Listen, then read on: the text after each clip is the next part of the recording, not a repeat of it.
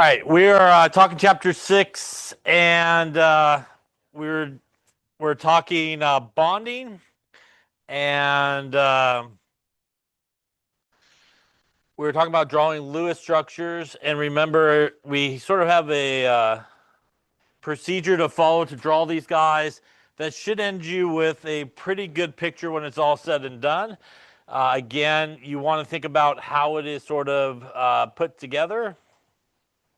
Remember that typically the least electronegative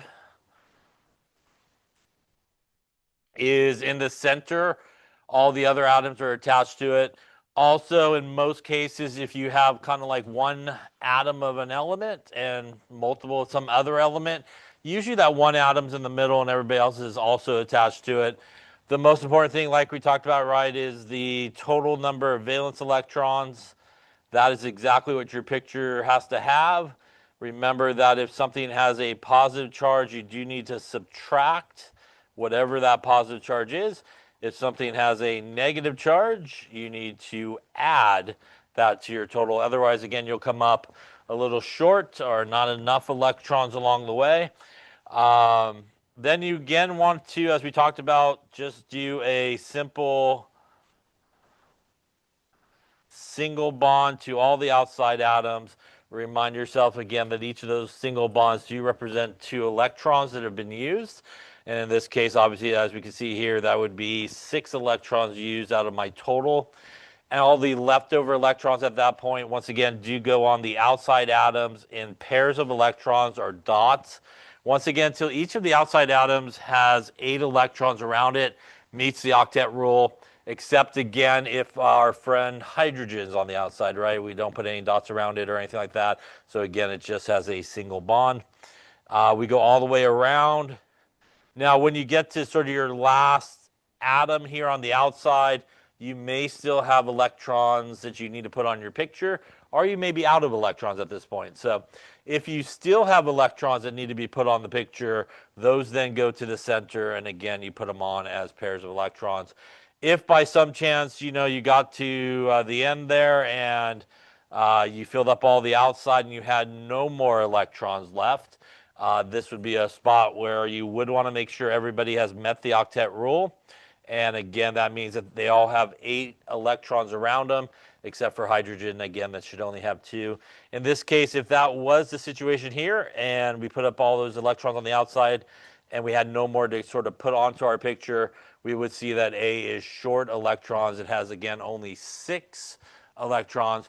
So remember at this point, this is really where you want to kind of try to do a double bond. And again, you don't want a double bond or triple bond right out of the box. You just want to kind of use it to fix something. A reminder again, as we make a double bond, we do bring those electrons in to do so. So we remove them from the outside atom, bring them in to make that double bond, and we would end up in this sort of example with something that looks like this.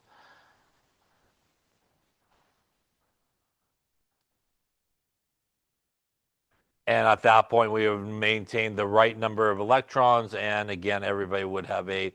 If by some chance the double bond didn't fix the problem, you would try an additional double bond if you had that option. If not, then you would move to a triple bond.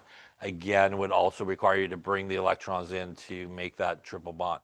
Any questions on any of those drawings there? Okay. All right, then let us finish this chapter here. So we also touched a little bit about resonance structures, but a couple of relationships here. These are bond length. These are the distance between the 2 atoms within a bond. You do not need to memorize these numbers or anything like that. But if we look at, for example, the carbon-carbon single bond versus the double bond versus the triple bond, we see that the single bond is 154 picometers of distance, double bond is 133, and triple bond is 120. If we look at the carbon-nitrogen bond, single, double, and triple, we see 143 for the single. We see 138 for the distance for a double and 116 for a triple. So what this generally shows is every time you sort of bring those electrons in to make another bond, that kind of pulls everybody closer to each other. So you got a lot more electron density in the middle between the two atoms, which are negative, going to pull those nucleuses in closer to each other. So you kind of start with a single bond out here, make a double bond, everybody gets closer, make a triple bond, everybody gets closer to another as more and more of that negative electron density ends up between the atoms. So that is the general trend that we see for bond length. A triple bond is shorter than a double bond, and a double bond is shorter than a single bond. That also relates to strength. In general, a triple bond is stronger than a double bond, and a double bond is stronger than a single bond.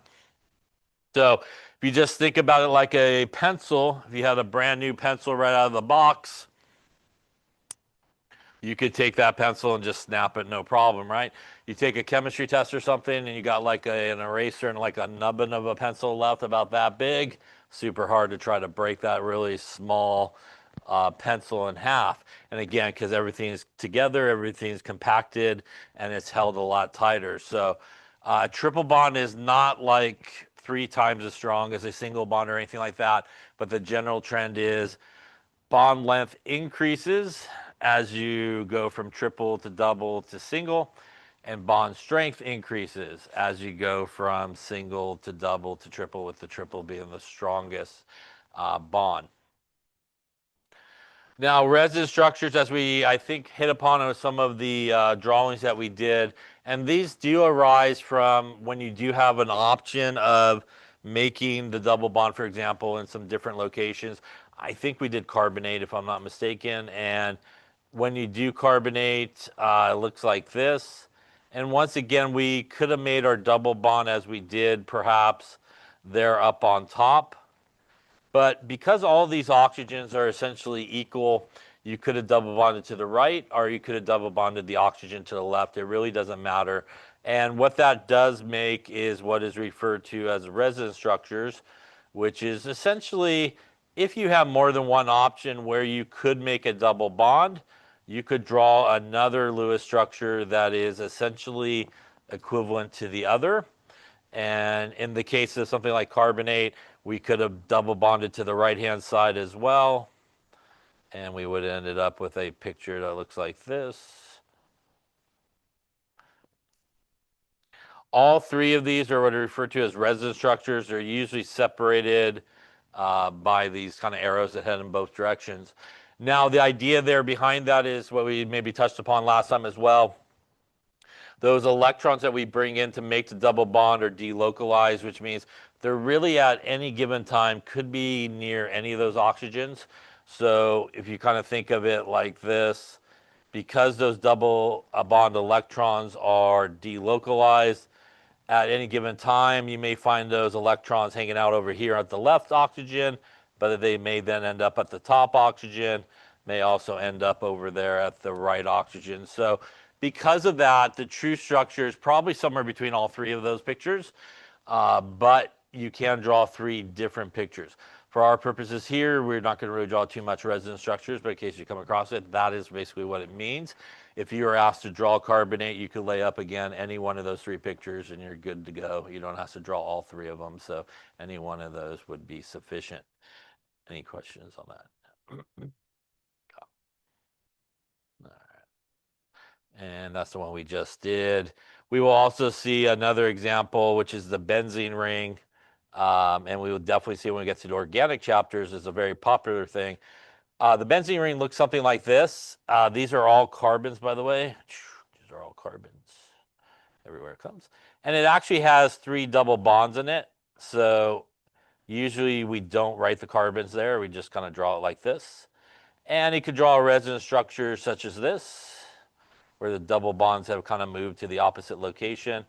And most often, like how we see it in our textbook here, they will sometimes just put like a little circle in the middle to indicate that, you know, those electrons are kind of moving around the whole thing, and they could be on either side and stuff like that. So you definitely will see benzene a lot as we get into organic, coming up shortly, hopefully. And that's another sort of form of a resonance structure. All right. Let's talk a little about the octet rule. We will, in this class, always obey the octet rule. So everything that you draw or are asked to draw will obey the octet rule. But in reality, there are a few exceptions to the octet rule. And the octet rule, again, being that everybody wants 8 electrons around them. Here, you're just responsible to know what the 3 exceptions are. You will never be asked to draw any of the exceptions, but you just need to kind of know what they are. So one exception to the octet rule is what's referred to as an incomplete octet. Much like the name implies, that is something that is actually okay with less than 8 electrons. And probably your most popular one that will do that is our friend boron. Boron is actually all good with 6 electrons. It doesn't really need 8, and it will be very happy with less than 8. That's beryllium, also an exception, which is an incomplete octet. So one exception to the octet rule is not everybody actually needs 8. An incomplete octet, boron usually the most common one. Aluminum as well, and beryllium are 3 elements that, for the most part, can be happy with less than 8 around them. But again, boron would be the one most often you would see with that. A couple of other sort of exceptions to the octet rule are an odd electron molecule. So there are certain things that if you add them up, you will end up with an odd number, which means obviously if you're putting pairs of dots and you have an odd number, you're going to have one odd electron left over, right? So an odd electron pair is something like NO, for example, 5 for the nitrogen, 6 for the oxygen. That's 11 electrons, which means we will have one unpaired electron, as you can see here. On the nitrogen, we'll actually have one unpaired electron. These are sometimes referred to as free radicals because they have an unpaired electron. They're really reactive because of that. They want to kind of fix that problem because they don't really want just an unpaired electron, so they're very, very reactive. Atmospheric chemistry with chlorine has a lot of free radicals in chlorine like that. They're single electrons, and they're very, very reactive because of that. So another exception to the octet rule is an odd number of electrons. Once again, you will not come across that here to draw or anything like that. The third exception to the octet rule is what is known as the expanded octet. Just like there are a few elements that can go less than 8, there are also elements that could actually go more than 8 electrons around it. Could have upwards of 10 or 12 electrons around it and be perfectly fine with that. The expanded octet usually happens if you look at the periodic table where sulfur is located. You kind of go to the right, to the left, and down. All those elements that are nonmetals actually have the ability to go over 8 and do this expanded octet. The reason for that is actually based on electron configuration and stuff that we talked about. Perhaps you might remember that on the first energy level, there are only s orbitals. On the second energy level, there are s orbitals and p orbitals. And on the third energy level, we have s orbitals, p orbitals, and that is where we first start to see d orbitals. And if you look at where sulfur is located on the periodic table, it's on period number 3, which means its n, or energy level, is n is equal to 3. And that is where the d orbitals first start. And because they have them available to them, even though they may not be using them, they have a place to stash extra electrons because they have those d orbitals available to them. Even if they're not using them, they have a place to put them. That's also why if you go one row above sulfur, where carbon, nitrogen, and oxygen is located, they can never go over 8 because they don't have those d orbitals available to them. They can only do 8 for sure, but these guys can go over 8, although you will not do that in this class. You will obey the octet rule. This is also why if you look online, perhaps, for something like sulfate, and you look for the Lewis structure for sulfate, if you follow our sort of rules for sulfate, which obeys the octet rule, you will end up with a picture that looks like this. All single bonded oxygens.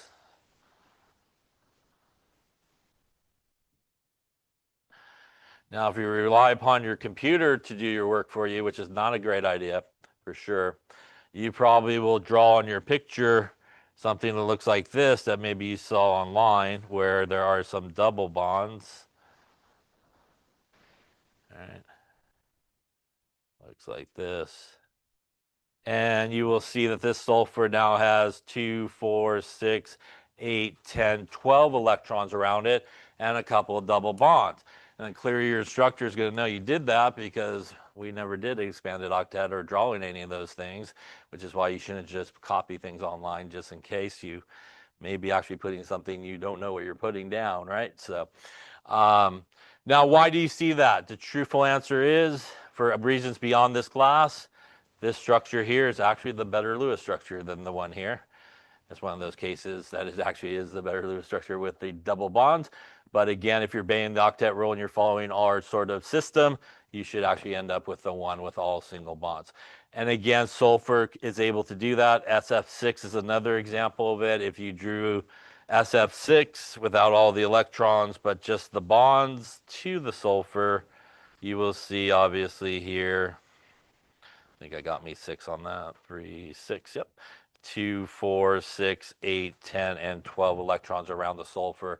It actually can do that again because it has those d orbitals available to us.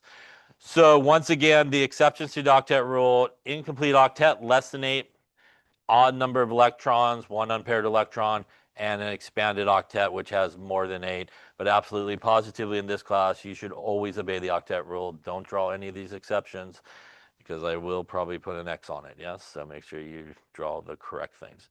Any questions on that there? So everything will obey the octet rule in here, yes? It's way out of, we don't even talk about why that is. It has to do with something known as formal charge. I don't want to get into it, but what it actually does with the double bonds is it makes the actual charges on all the atoms that are there, the oxygens and the sulfur, it makes their charges, which is sort of the formal charge, closer to 0 and a much smaller number. With all the single bonds on the sulfur, it has like a +2 charge, which is a pretty big, what's known as a formal charge. And all the oxygens have a -1. And by double bonding, you get 2 of the oxygens go to 0, which is optimal. And the other ones end up at -1s and stuff like that. So, and we don't talk about formal charge or anything like that, but that's really why it is, yeah. Other questions? All right. We're going to talk about geometry here and molecular geometry and the shapes of the molecules.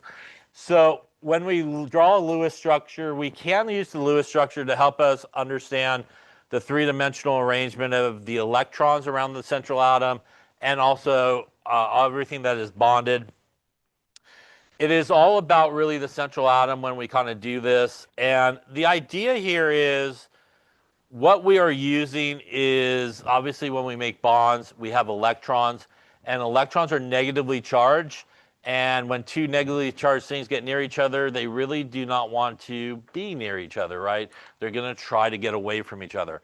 And what happens is, as you make all these bonds and you got these electrons floating around, because they have to be near each other, they're going to try to move as best they can to get away from one another.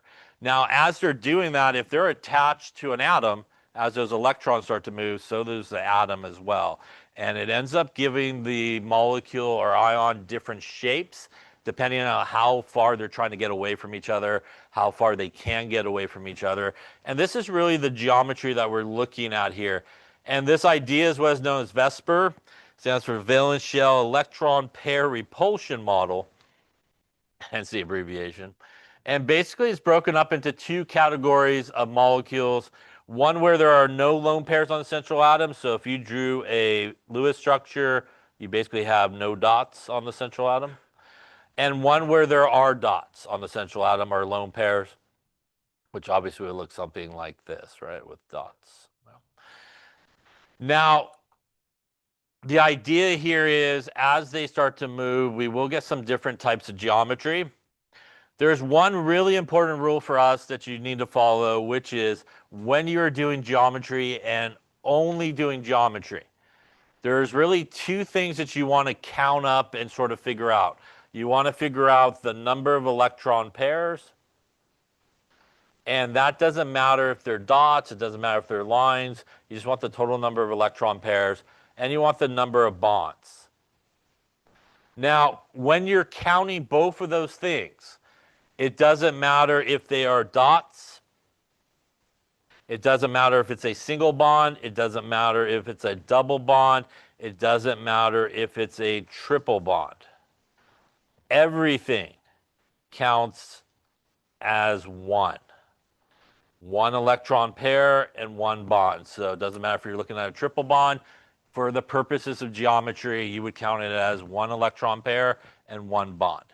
They're all effectively working as one unit, and that's why everything gets counted as one. So that's a really important thing to remember. The second thing is not all that important for us, since we're not going to see too much resonance structures. But if you draw any type of resonance structure, you can do this geometry to any picture you drew, and it will actually come out the same. All three of those carbonates, if you do this to them, all three of those pictures will end up with the same geometry, regardless of where the double bond is located, for example, on that one. All right, so let's just start with really the simplest thing, and there's a lot of stuff written, so just listen and just write down what we're talking about. The simplest geometry you could have is a diatomic molecule. And a diatomic molecule is basically two things attached to each other, and that's it. There's just two atoms. And the only way, right, to arrange two things is like that old saying, the shortest distance between 2 points is a straight line, right? So if you have a diatomic molecule, you shouldn't think twice. You should just write the word linear and move on with your life, yes? And it doesn't matter if they are two of the same, like H2. Doesn't matter if they're two the same with a double bond. Doesn't matter if they're two the same with a triple bond. Doesn't matter if they're different. Everybody here is all linear to geometry. So it doesn't matter double, triple bond, single bond, two of the same elements, two atoms of the same element, or two different elements involved. If you only have two things attached to each other, it's a straight line.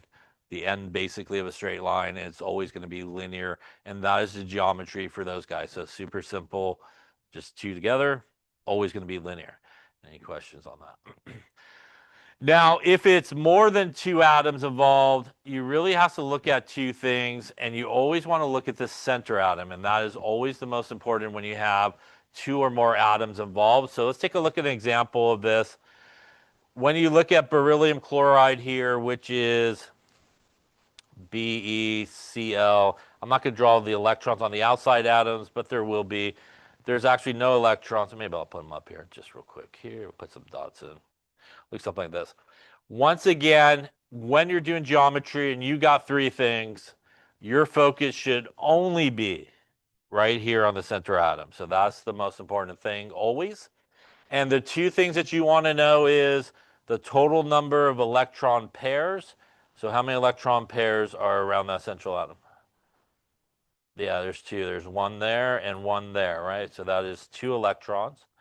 Now there's two types of geometry that you come across.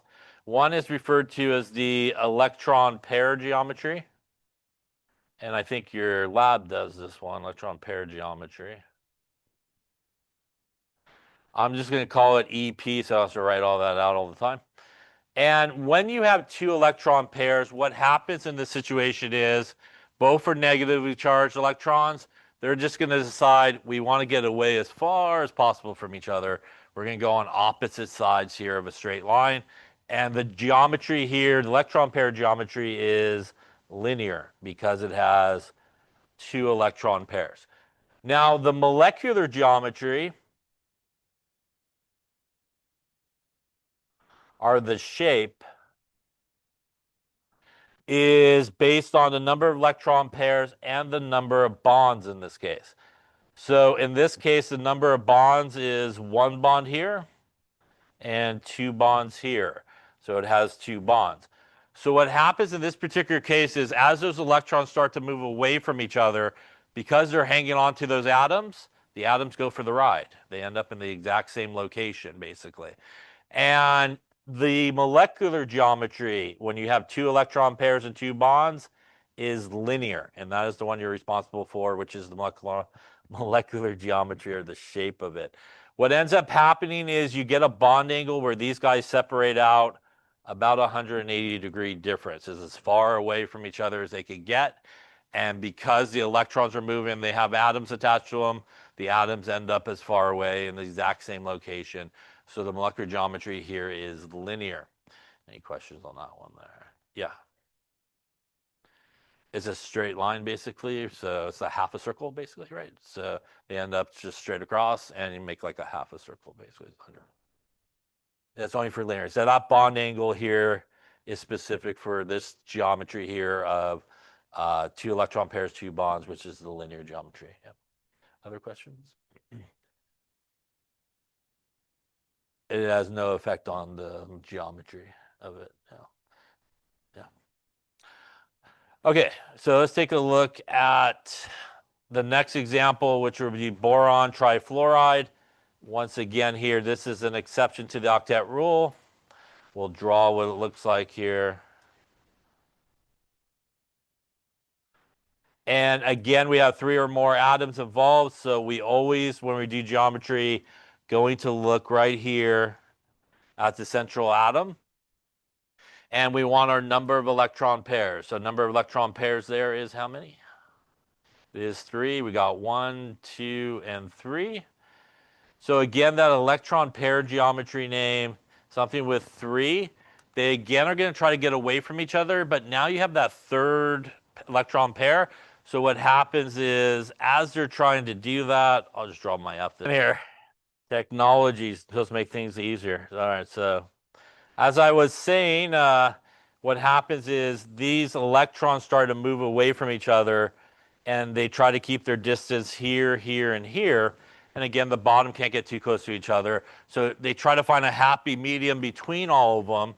And when they do that with our number of electron pairs there around the central atom, which was 3, they will end up in what is known for the electron pair geometry as trigonal planar. Sometimes people will call this triangular. Now, the number of electron pairs is 3. The number of bonds here is also going to be 3 as well. 1, 2, and 3. And with 3 bonds here, as those electrons start to move, those atoms that are attached also move with them because they're attached to those electrons. So the atoms also end up in the exact same arrangement, and the shape or molecular geometry that you're responsible for this is also known as trigonal planar. It is called triangular and trigonal planar because essentially it makes a triangle. Yeah, it's got a bond angle of 120 degrees. Not important for us. You don't have to worry about bond angles, but it makes about 120 degree sort of bond angles happening here. The next example of a geometry is one where we have basically 4 things attached to the central atom. So if we take a look at that, probably didn't want to let us take a look at it, hopefully. And again, it ends up with that bond angle there. All right, so we take a look at something like CH4, which will look something like this. Once again, looking at the center atom only, number of electron pairs, 1 electron pair, 2 electron pairs, 3 electron pairs, and 4 electron pairs in this situation. Once again, something with 4 electron pairs. Electron pair geometry is what is known as tetrahedral. Again, in this situation, we have those hydrogens, electrons really trying to keep the distance from each other. But now we got an extra pair of electrons we didn't have on the last one. So again, they can't get so far away from each other. And we end up in this sort of geometry here. The number of bonds, 1, 2, 3, and 4. And something with 4 electron pairs and 4 bonds, the shape or the molecular geometry will be tetrahedral as well. Again, the idea there is these are all bonded electrons, which means as those electrons move, the atom moves exactly the same way as the electrons. They end up in the exact same location because they're attached to those electrons, basically. And we end up with the same. Take number 3 here, the old college try, right? There we go. All right. Did it get up there at least? That's good.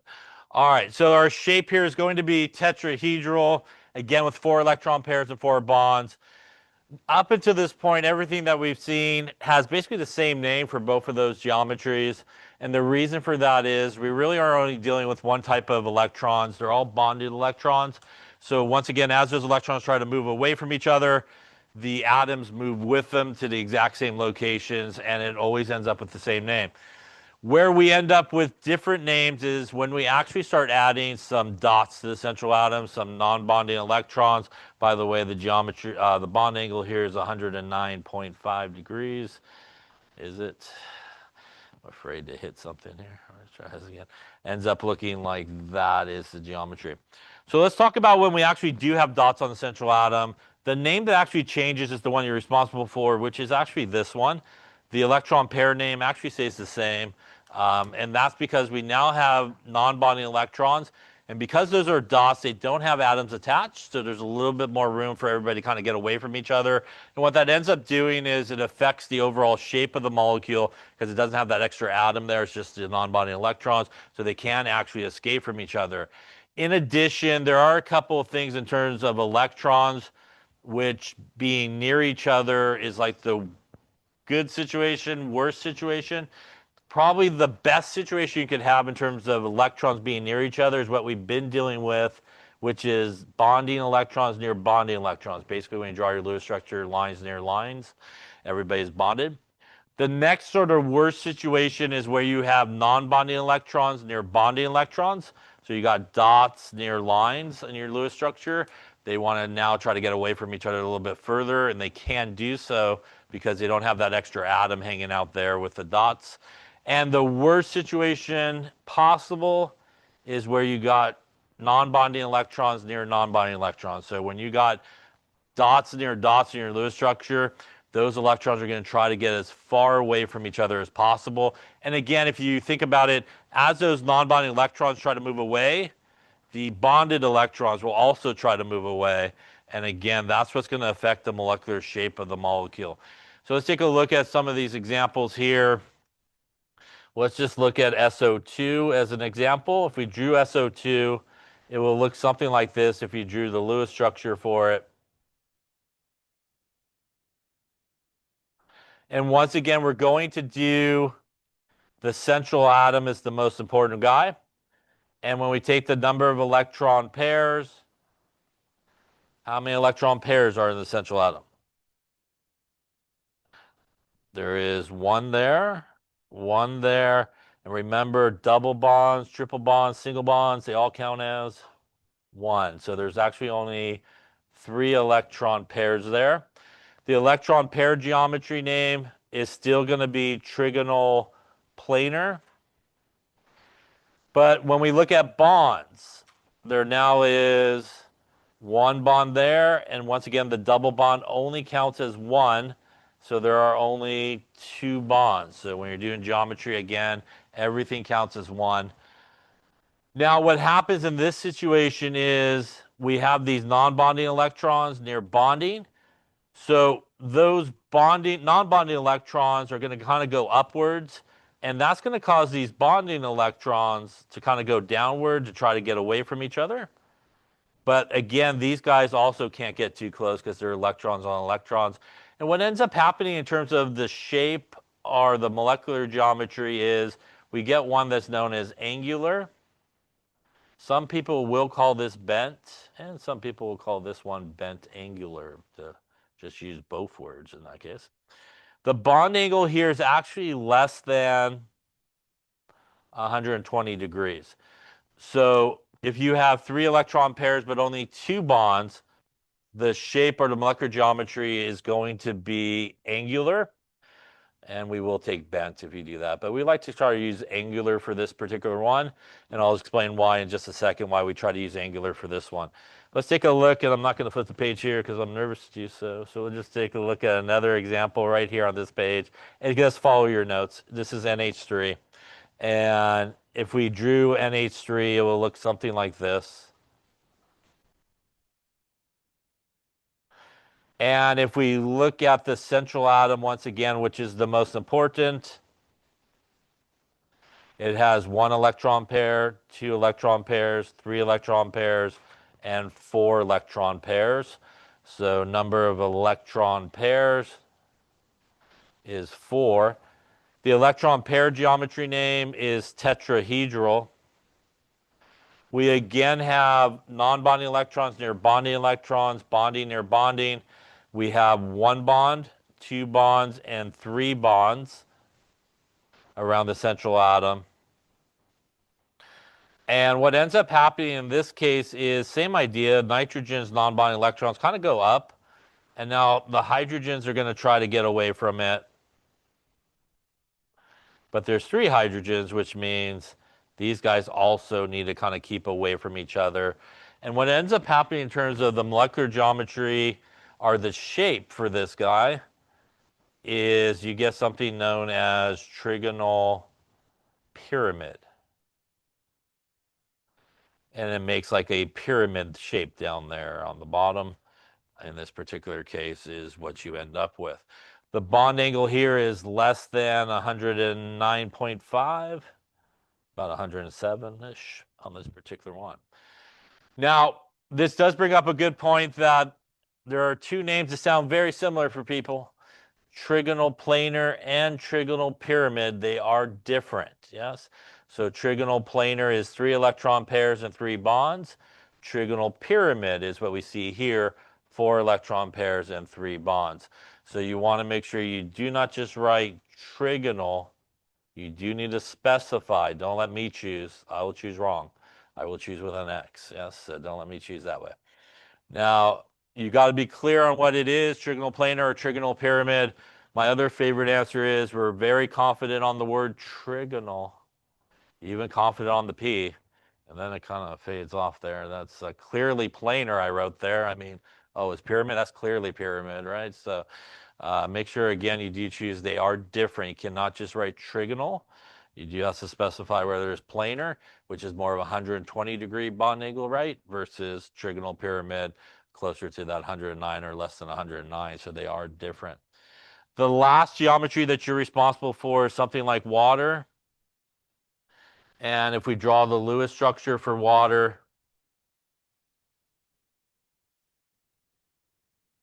I should do it this way, I think. So if we look at something like water here, you will end up with something that looks like this. And once again, looking at the center atom, we have the oxygen there. We have 1 electron pair, 2 electron pairs, 3 electron pairs, and 4 electron pairs. And our number of bonds, 1 bond and 2 bonds. So something with 4 electron pairs is still tetrahedral, the way the electrons are arranged for the electron pair geometry. But in this particular case, we actually have all the bad things happening in this particular molecule. We have bonding near bonding, non-bonding electrons near bonding, and non-bonding electrons near non-bonding electrons. So what happens in this particular case is those non-bonding electrons on the oxygen will kind of get as far away as possible from each other. That's going to cause the hydrogens to kind of come down this direction, keeping its distance from those and also keeping its distance from each other. And this gives us a shape or molecular geometry for water known as bent or V-shaped. That is why you typically will see water drawn like that, right? This kind of V-shaped and bent shape when they draw water typically. And that is the geometry associated with it. The best way to do this is just number of electron pairs and number of bonds and sort of the molecular geometry that goes with it. Any question? The bond angle, by the way, is less than 109.5. It's about 104-ish. This is why we will kind of use angular for this one, because the bond angle for the angular one is about 120-ish. Bond angle for this bent one down here is more like 109 or less. And again, there's a big difference sort of in the bond angle. Any questions on that there? All right. Let's take a look at that table that should be somewhere in your book. All right, so here's a table similar to the one you have in your book. You are responsible only for the molecular geometry shape. So just the shape or the molecular geometry name, yeah? And this is not the exact table from your book, but you have a similar table in your book, and you're only responsible for the molecular geometry name, not the electron pair geometry name or anything like that. Best way to do it is really number of electrons and number of bonds, and what shape goes with it if you draw a good Lewis structure. Any questions on that there? Yeah. Yeah, you're not responsible for the angles for lecture. You won't be responsible for the electron pair geometry for lecture either, just the molecular shape of it. Yeah. And again, you should have a table in there that will have that listed. All right, last thing we're going to talk about in bonding is molecular polarity. Earlier in the chapter, we talked about bond polarity. If you remember, bond polarity is where we use the difference in electronegativity values, those 0 to 4, to determine whether or not it was like a polar bond or a non-polar bond. Now, when we're talking about polarity of the molecule, or is the molecule polar, it is talking about the entire molecule as a whole, all the bonds that there is that molecule sharing the electrons equally, which would be a nonpolar molecule, or as a whole, is the electrons being shared unequally, which would be a polar molecule. So it does mean the same thing for the actual molecule. If you have a nonpolar molecule, everybody's sharing electrons equally, it's like a neutral sort of molecule, no charge anywhere. If you have a polar molecule where they're not sharing the electrons equally, there will be a side to that molecule that's more positive, and there'll be a side that's more negative because of that unequal sharing. Just like in a polar bond, if you remember, there's a side that's more negative to the bond and a side that's more positive. If it is a polar molecule, you will have what is known as a dipole moment, which basically is that same arrow we saw earlier, where it points to the more negative side of the molecule, this side to the more positive side of the molecule. So let's just start with the easiest molecular polarity to do, and that is diatomic molecules. So if you have those diatomic molecules, which are only two things, those are the easiest to determine, is it polar or nonpolar. So if I take HF, not HF, if I take two H's together, which is H2, this bond between the hydrogens, is that a polar or nonpolar bond? Are the electrons shared equally or unequally? They are shared equally, right? They're both hydrogen. They both have the same 2.1 value for hydrogen, which if you did the difference in electronegativity, that's a difference of 0. Remember, anywhere from 0 to 0.4 is nonpolar difference, right? Because this is a nonpolar bond, there are how many bonds in that entire molecule? One. And that bond is nonpolar.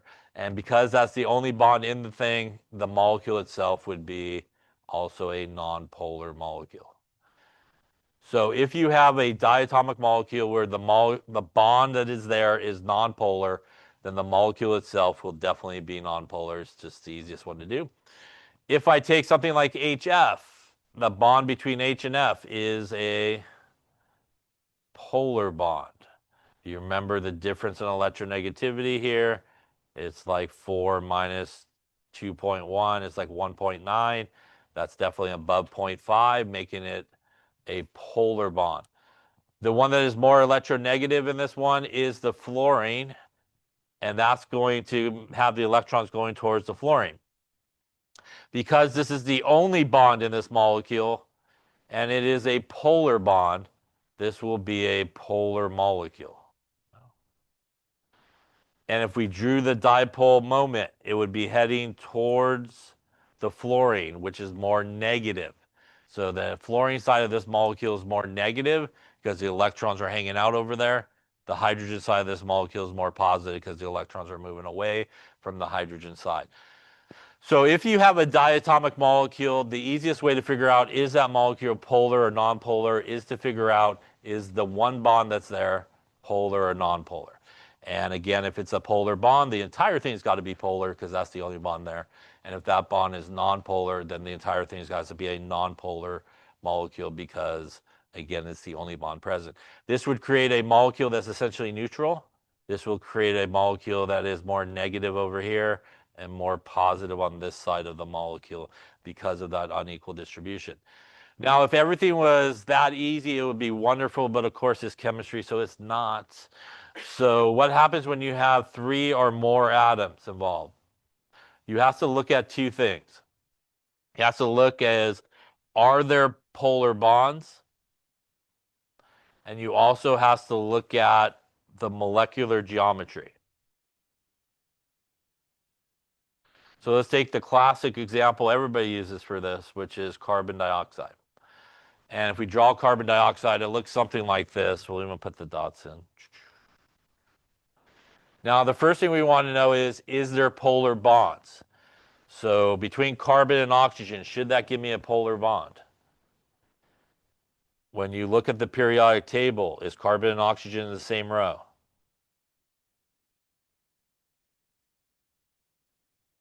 Yes. And what we know about electronegativity is if we're comparing 2 things in the same row, they're going to create a polar bond if they're both metals. And oxygen is further to the right, right? So oxygen is further to the right, which means oxygen is going to be more electronegative. So we definitely have polar bonds where we could draw those arrows heading towards each of the oxygens, with the oxygen being, once again, more negative and the carbon being more positive in this bond. So the answer is yes, it has polar bonds. Now you may say to yourself, it has polar bonds, it's probably a polar molecule. That would kind of make sense. But we do have to look at the second thing here, which is the geometry. So let's do that. Number of electron pairs here is how many around the central atom? 2. Each one counts as only 1, right? And the number of bonds here is 2 as well. Each one only counts as 1 bond. So as we just went through it, something with 2 electron pairs and 2 bonds, what is the geometry of that?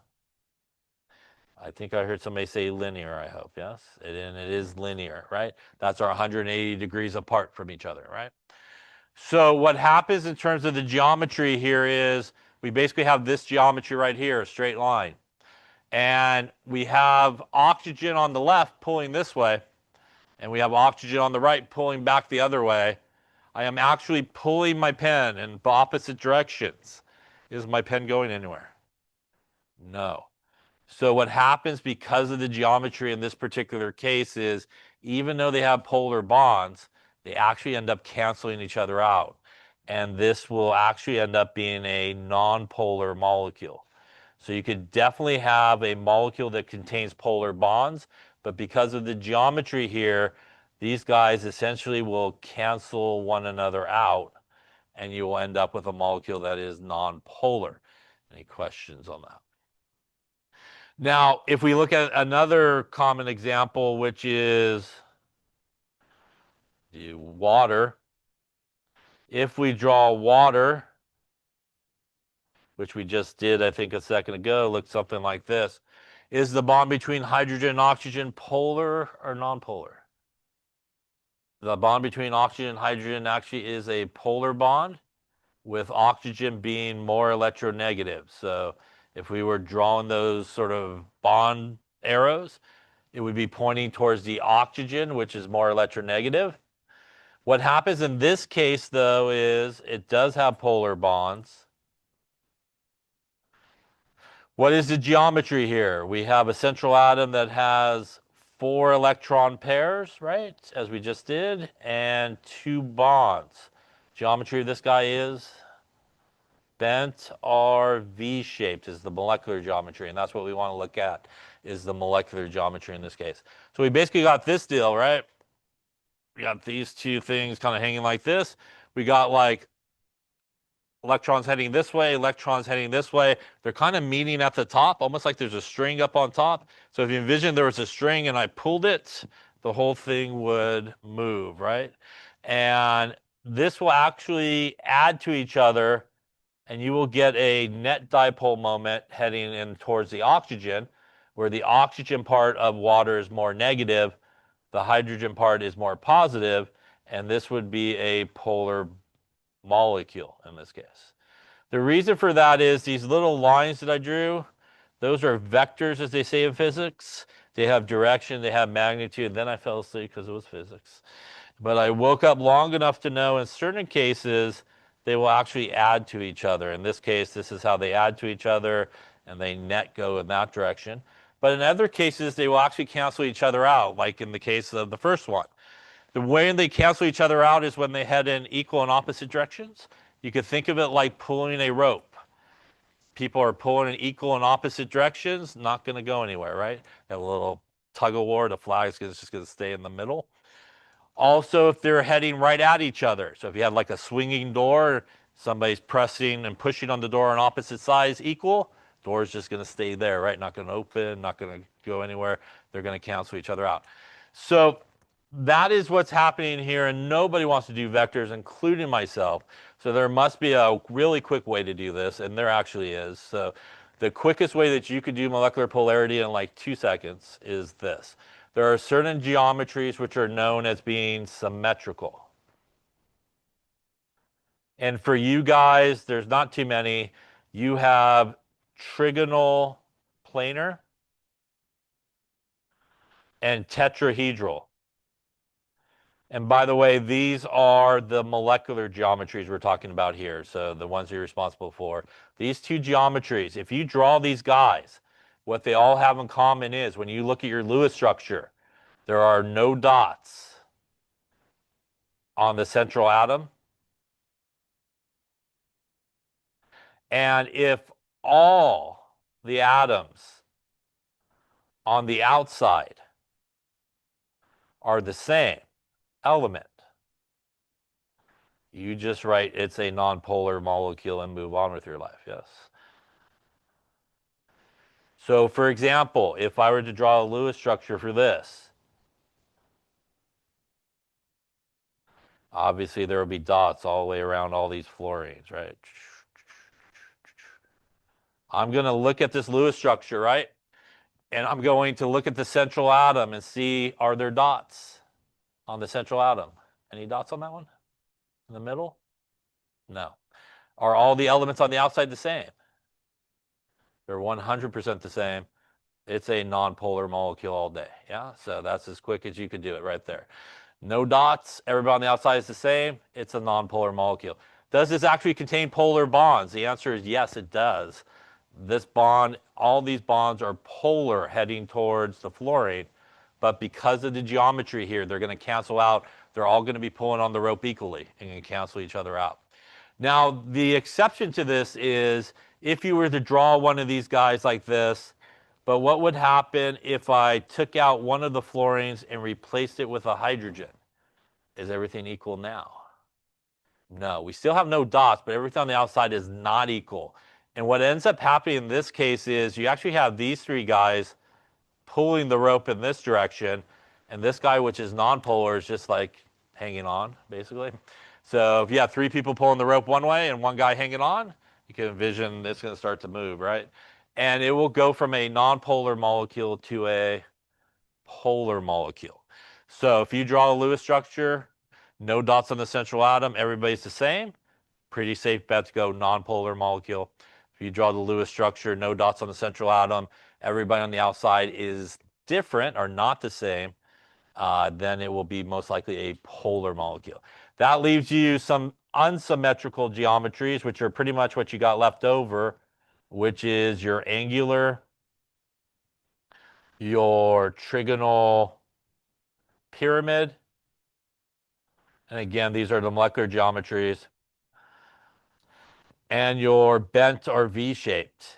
What all these have in common is if you draw the Lewis structure, you will have dots on the center atom. And if all the elements are the same, it is a safe bet that it's going to be a polar molecule. So all you have to do is look for dots. Everybody's the same. Write polar for the molecular polarity, and you'll be in good shape in most cases. So for example, if we do this one here, right, our water that we just did, all I have to look at this and go, there's dots on the central atom. Everybody on the outside is the same. It's going to be polar. Yeah, so that is all you have to do. What that leaves you is only linear. And linear is pretty easy to figure out. Just think of it like a straight line. If they're heading in opposite direction, they're going to cancel. They're heading towards each other, they're going to cancel and be nonpolar. It is possible for linear to all head in the same direction, the electronegativity of those arrows. Then it would be polar because it would just be everybody pulling in one direction and the whole rope would basically move. So just to show you again how quickly you could do molecular polarity, I'm going to draw up some stuff that we saw throughout this chapter here, and we're going to do the molecular polarity in like 5 seconds. And I would recommend that's how you do it and not think too much about it. Yeah, I'll do that. I think obviously we had that. We had this, I think, here. We have this.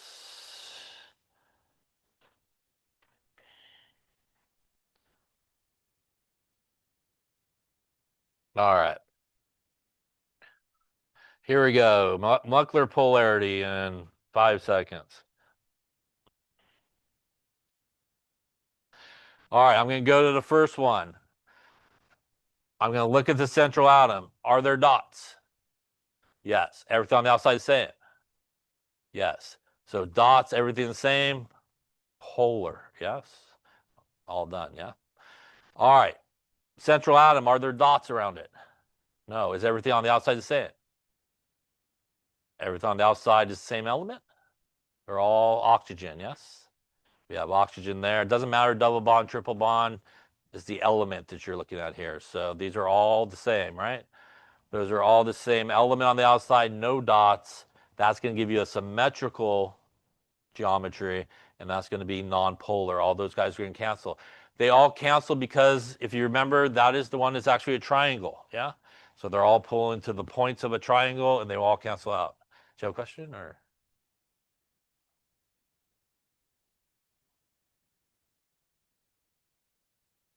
No, the top oxygen has 8. It has the double bond to fix that. Yeah, so that does have 8 electrons. So when we're doing molecular polarity, double bond, single bond, triple bond, it doesn't really matter. It does have all the electrons that it needs. It's really just looking at the elements, if they're the same or different on the outside. Other questions? All right, this one, are there dots? Or is everyone on the outside the same? Polar or nonpolar? Polar, yes. Dots, pretty safe, polar in most cases. How about here? Dots? Yes. Everything on the outside the same? Yes. Polar? Yes. Dots? Everything on the outside the same? Element? Polar or nonpolar? Nonpolar. There it is. Yeah. Dots or no dots? Yeah, that's the best way to do molecular polarity in 5 seconds. Yeah. And you'll be right probably 99% of the time, I would say. Any questions on molecular polarity? Yeah. Obviously, the diatomic one is what we were talking about earlier. If the bond's polar, it's a polar molecule. If it's not, then it's going to be nonpolar. All right, we're going to roll into Chapter 7. Chapter 7 has a number of stuff in it. We're going to talk about equations, talk about chemical reactions, and we're going to talk about some calculations that you can do from a chemical equation. So let us start with a chemical equation. When we look at the top equation here, 2H2 plus O2 goes to 2H2O. This is what is known as a balanced equation. Whenever you're dealing with equations, they always should be balanced, and what we mean by that is we should have the same number of elements on each side of the arrow. A good way to do that is you can make like a little table. We have hydrogen and oxygen. On the left-hand side here, 2 times 2 is 4 hydrogens. Same thing here, 2 times 2 is 4 hydrogens. This is basically 1 times 2 there, which is 2 oxygens. And this is 2 times 1, which would be 2 oxygens on both sides. And that would get you your balanced equation. When we look at the equation, there's a couple parts to a chemical equation. On the left-hand side of the arrow are what are known as our reactants. Our reactants are our starting material. They are the things that will basically react together to form what becomes on the right-hand side of the arrow, and those are products.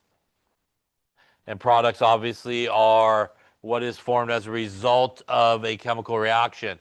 It's important to remember that in a chemical reaction, the only thing that happens is we break all the bonds over here and we make a bunch of new bonds over here. And we only really play with electrons. And this is why we need a balanced equation, because if you started with, say, 4 carbons on the left-hand side, we will never change elements. You should still have 4 carbons on the right-hand side.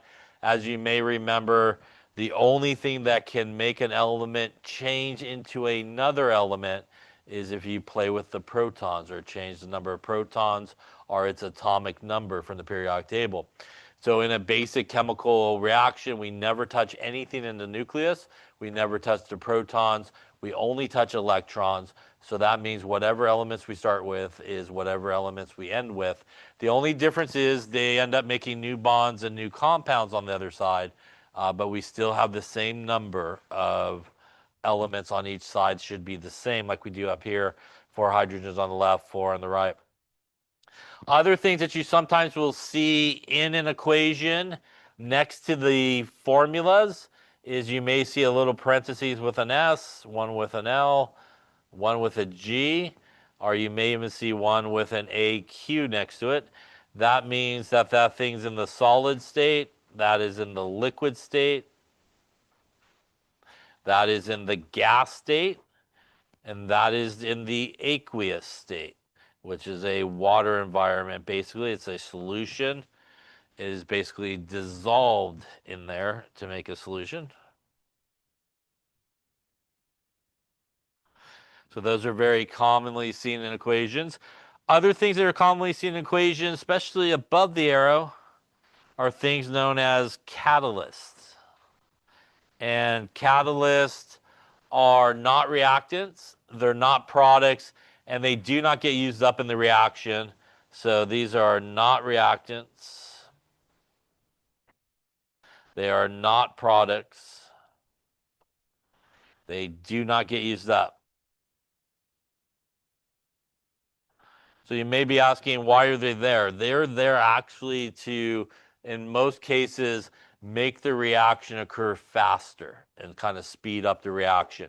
There are lots of reactions that will occur just naturally if you leave them alone, but there are a lot of reactions that will take all day for the thing to actually occur.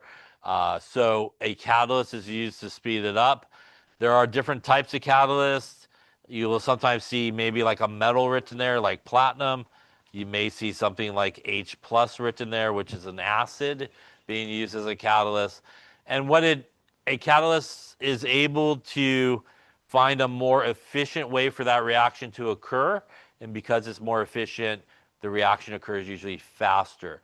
So just a very simple example of it, if you had a piece of metal used as a catalyst, and maybe your reaction involved gas molecules that were flying around, without the catalyst present, those gas molecules would eventually need to come in contact with each other for that reaction to occur. Now, that may take a lot longer because they're just flying around and they eventually got to come across each other to start the reaction. Now, if you put a piece of metal in there that's a catalyst, that may attract both of those gas molecules towards the piece of metal. And what that's going to do is now put those gas molecules very close to one another, and it's going to be able to react with each other a lot faster than if they just had to kind of fly around and hope to come in contact with somebody else. And that's essentially what a catalyst does. It's able to just find just really a more efficient way for that reaction to occur, and usually then the result of that is it occurs faster. Now, the catalyst, again, is usually still there at the end of the reaction. It's not used up. It's not, again, a reactant or a product. In that gas experiment that you do with the MnO2, that is the catalyst. If you don't put enough in there, you might be there all day for the reaction to take place. Now, let's talk about equations. Because equations do need to be balanced, we want to make sure that we always have a balanced equation. Now, you want to always double check this. Even if you're given the equation, there's some numbers in it, you do want to always kind of just take a moment and make sure that it is balanced. The first thing that you want to do is you want to identify all the reactants and products. Now, we probably won't have too much of this, but if you do have things given to you in words, it's really important that you first just get all the right formulas down. Just like you're doing naming and nomenclature, you shouldn't even think about the balancing part of it. You want to get the right formulas down. Once you do, then you want to do the balancing part of it. Far too often people try to write the formula and balance the equation at the same time, and they end up with the wrong formulas and nothing balances. So you always want to just start out with correct formulas, and then second to that, go back and balance the equation. It oftentimes happens a lot, and again, we probably won't have too much of that in this class, but if you're given everybody over here and you have to kind of predict what goes on that side, very common people try to balance and write the formulas at the same time, and they end up with the wrong formulas. You want to begin by balancing the equation by changing coefficients. So when we balance an equation, it is only the numbers in front, the coefficients, that we change. We never change any of the subscripts, the little numbers. We never insert a big number in between a formula or anything like that. It is only the numbers in front that you change. You want to keep adding numbers in front until basically you have the same number of elements on each side. It usually requires you to add one to one side and then kind of go to the other side and add. Because usually what happens is when you fix one element, you oftentimes will screw up the rest of them. And then you got to kind of go back and fix the one you messed up. Eventually, though, if you do it correctly and you have the right formulas, everybody should end up being balanced pretty easily at that point. Now, the last thing you want to do is make sure that it is correctly balanced. You have the same number of elements on each side of the arrow, and they're the same number on each side of the arrow, or opposite sides of the arrow, I guess is the way of saying that. There are basically two rules when balancing an equation that you have to follow. The first one is when it's all said and done, all the coefficients has to be whole numbers. So you can't have any fractions, decimals, they all got to be whole numbers. And they have to be the simplest set of whole numbers. So what does that mean? If you took an equation and you balanced it with a 2a, a 4b, and a 6c, and we'll just say this equation is balanced. These are all my coefficients. Although this equation may be balanced, I could do what with each of those coefficients? I could divide them by 2 and reduce them down. And you should do that to give you a plus 2b goes to 3c, and that would be your correctly balanced equation. And that happens. Sometimes people will see bigger numbers to balance everything, but if you could go through each of the coefficients and divide by a common number and still get whole numbers for everybody, you should reduce it down. So that does, again, sometimes happen. Any questions on that there? All right. So let us take a look at one here together, and I'll show you how I would go through this and do it. So I'm just going to rewrite it here. Give myself a little bit of room here. All right. I'm a big fan of making a table when you're going to balance. And I would make a table of all the elements that are there. So I have a nitrogen, obviously, I have an oxygen, and I have a hydrogen. And I have the reactant side, which is the left-hand side, and the product side. I'm just going to kind of make a table to see what I got going on in terms of all the elements. On the left-hand side, I have 1 nitrogen. On the right-hand side, I have 2. Remember that this number goes to the guy to the left, right? On the left-hand side, I got 1 oxygen. Right-hand side, I have 1 oxygen. Remember, if nothing's written there, it is 1, right? If nothing is written, so that is 1. On the left-hand side, I have 2 hydrogens. Right-hand side, I have 2 hydrogens. So this table just kind of organizes it for me and tells me where would be perhaps a good place to start. Well, since oxygen is balanced at this point and hydrogen is balanced at this point, for me, I would think nitrogen would be probably the best place to start. Remember that we only balance by changing the numbers in front, the coefficients. So I need to put a 2 in front of my nitrogen on the left. That coefficient gets multiplied to everybody that is behind it. So that means I now have 2 nitrogens. 2 times 1 oxygen is 2, and I still have 2 hydrogens there. Any questions on that there? Much what happens is I fixed the nitrogen, but kind of screwed up my oxygen here. So not a problem. I'm now going to go and fix my oxygen. On the left-hand side, I have 2 oxygens. On the right-hand side, I have 1. So to fix it, I'm going to put a 2 in front of my oxygen on the right-hand side. Once again, this goes for everybody behind it as well. That's going to give me 2 nitrogens right there. 2 times 1 oxygen, so that's the 2. And now 2 times 2 hydrogens is 4.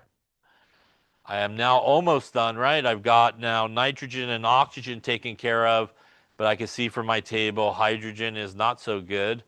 So to fix that, I can simply now go to the left-hand side, and I should put what in front of the hydrogen?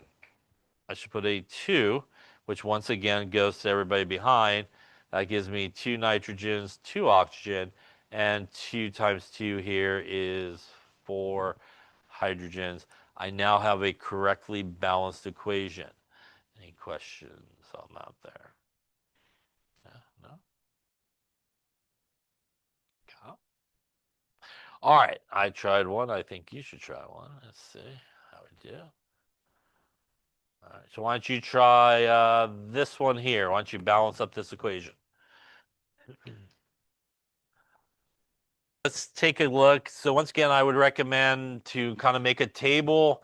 It just kind of helps you organize and gets you an idea of maybe again where to start.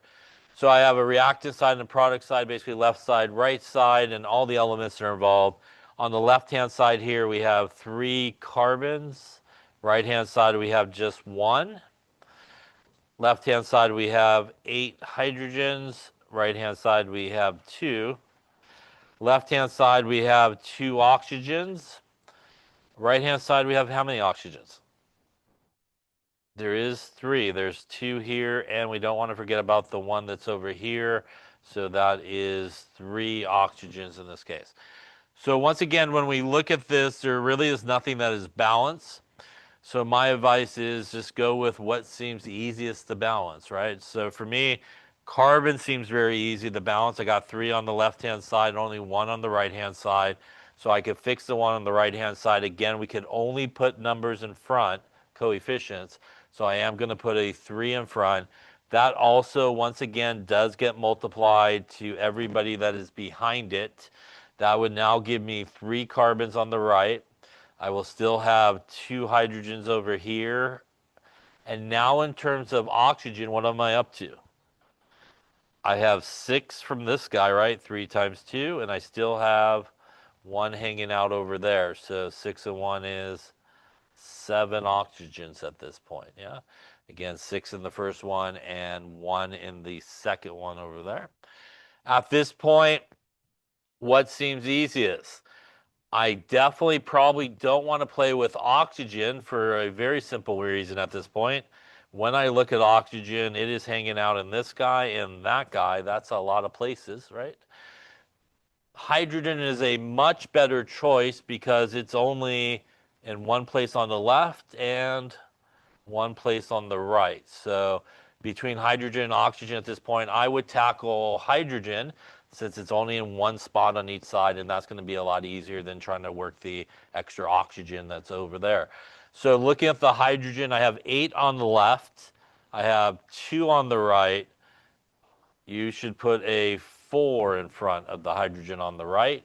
That's going to get multiplied over here and to here. That will give me, once again, 3 carbons on the right. Hydrogen is 4 times 2, right about there, which is 8. Now, in terms of oxygen, I still have 3 times 2 here for 6.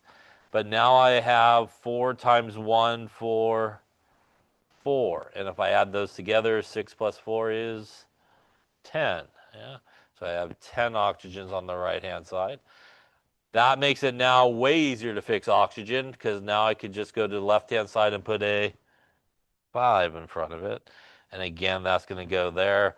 So that's going to give me 3 carbons, 8 hydrogens, 5 times 2 is 10 oxygens. And now I have a balanced equation at this point. Any questions on that there? So when you have an option like that, it's probably easier just to go with the one thing on each side guide rather than multiple things on one side. Again, it just keeps it a little bit easier. Any questions on that one there? Let's take a look at another one here. All right, let's take a look at this one here. Why don't you balance this equation and see what you come up with? A little B2O3 plus some water gives us BOH3.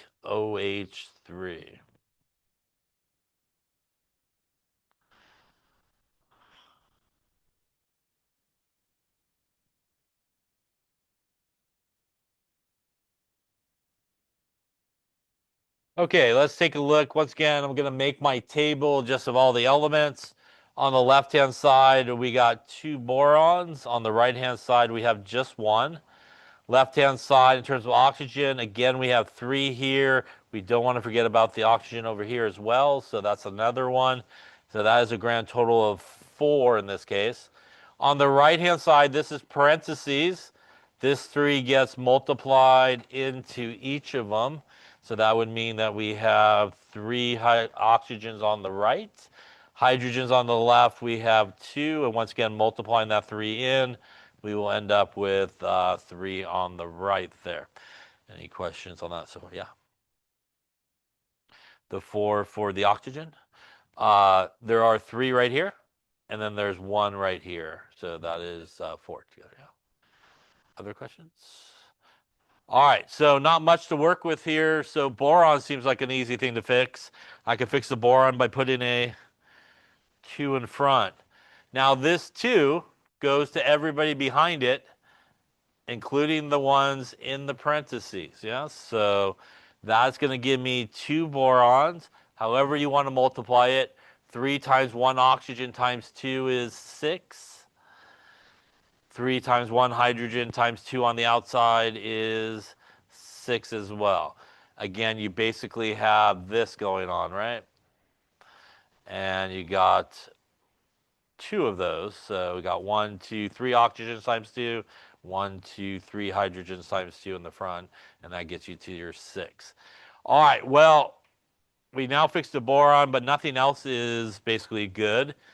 Clearly, I don't want to screw with the thing on the right there because this just seems a bad idea to start erasing numbers, right? I want to go to the left-hand side. It gives me an option of hydrogen and oxygen.